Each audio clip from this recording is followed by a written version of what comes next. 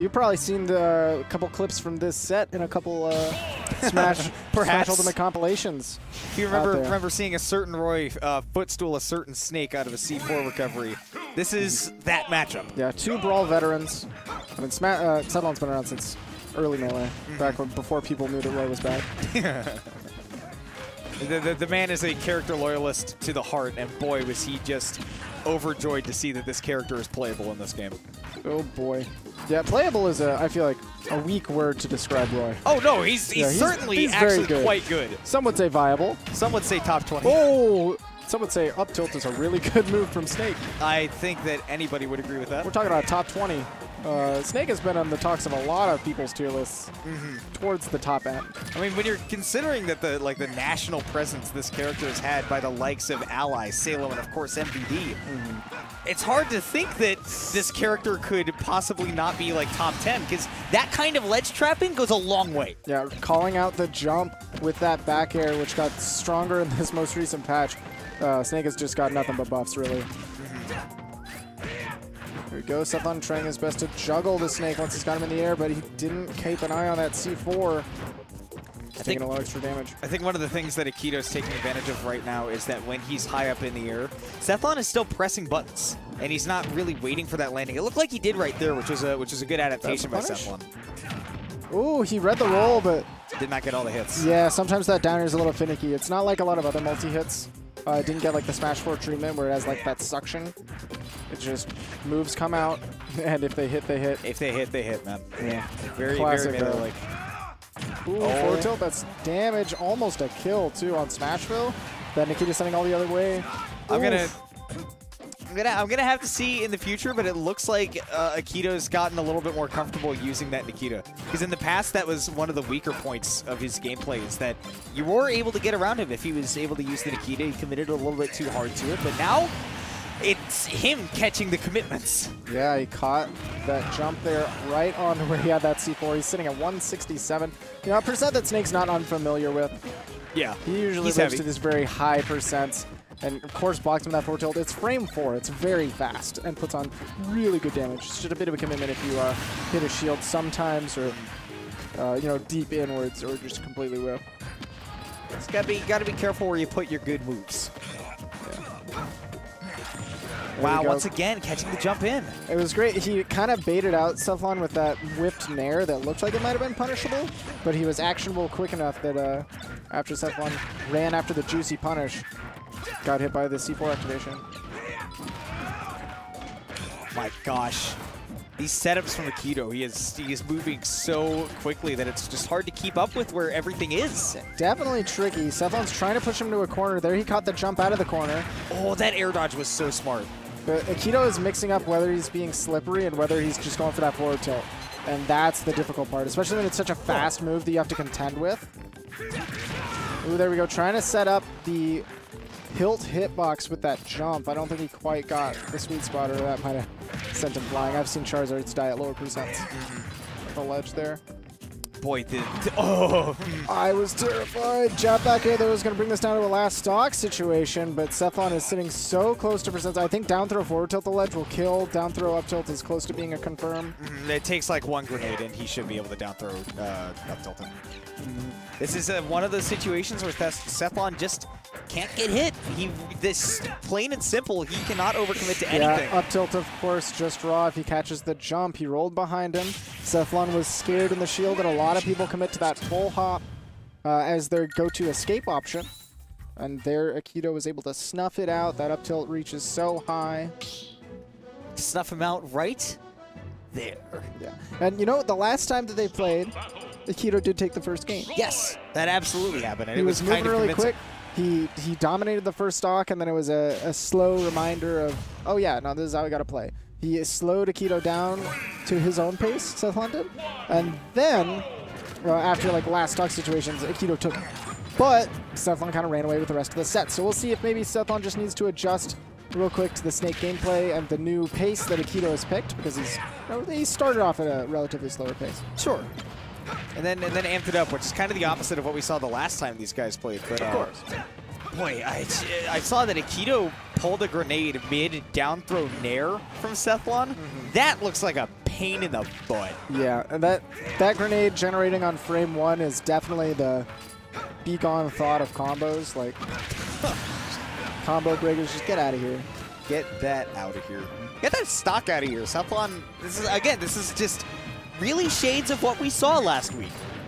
Very dominant game 1 from Akito, and then a very dominant first stock from Cephalon, who now gets to define how this game is played. Right, last time the first game of the set dropped because Cephalon wasn't managing where the C4 was. Just the one time was enough. And in the last game, we saw a lot of times where he would just fall into that C4 trap. Oh boy, that was a terrifying situation. Yeah, that just the jab one though. The jarring sound of the get up attack and then parrying both grenades at pretty much the same time. And wow. Just picking up on that. Yeah, the fact that he was turned around, too, to set up for the back air. Nothing else really could have set up in that situation. Maybe Nair would have got some damage, but I don't think it would have killed there. And it's just amazing to me that he was able to convert off of that grenade. Like, that was just such a... Akito's so good at improvising with his combos that if there was a Whose Line Is It Anyway kind of combo video, he should be featured. Oof. Okay, tried to dare to pick up the grenade, but didn't quite get anything off of it. Now he's stuck at the ledge.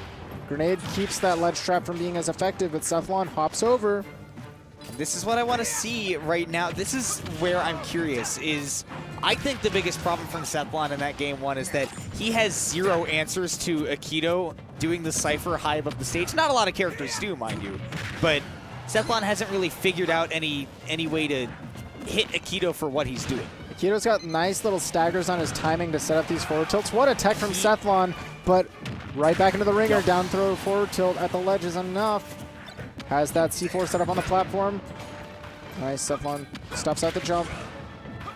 That's a good recognition there by Akito, noticing that he wasn't getting the lift that he wanted on the Cypher, so he just aborted it and went right back down to the stage. Okay. Grenade sending him high again, and you said there's no real option to cover that. He's having trouble covering the landing, but eventually does. It reminds me of like Melee Roy versus DK, where you can just up air DK forever, but it'll never kill him. Yeah. But he can't get down. But he can't get down, so just, you know, make sure you keep going, baby. Once again, that grenade generating frame 1, like you said, bailing him out of the Nair. Now Akito able to kind of set that pace of play again. As long as he sticks on this platform, I can't keep up with what he's doing. Cephalon can't get through that wall of grenade. His sword, plain and simply, is not big enough. There we go. Forward tilt pushes him off stage. He has to deal with Nikita. Deactivates it with that laser. Oh, goodness. So brutal, man. Does he catch it? He waits for the air dodge. Snake gives it to him. Cephalon, and you know what we were saying? If he can find an answer to any option out of the Cypher, he can find that. And he wasn't trying to find a perfect answer. He just said, I'll just kind of, you know, sit on my pitch. It was a lot of reacting. A lot of setting up scary pressure with these empty full hops and short hops in situations where he wasn't really positioning himself to get hit by an aerial of snakes. He doesn't have a lot of counter pokes, like down air doesn't hit very well or neutral air doesn't hit very well the way that Cephalon was spacing himself.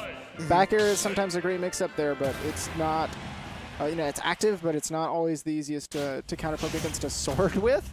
So he hasn't been going for a lot of that, and that time he finally gave up the air dodge into the ground. Cephalon was able to punish on the landing with forward smash.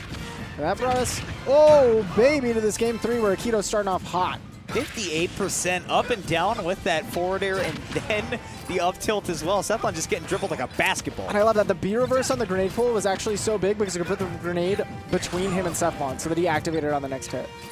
Sometimes when Snake's pulling that grenade, you gotta pay attention to whether or not they got a habit of B reversing or when they're B reversing.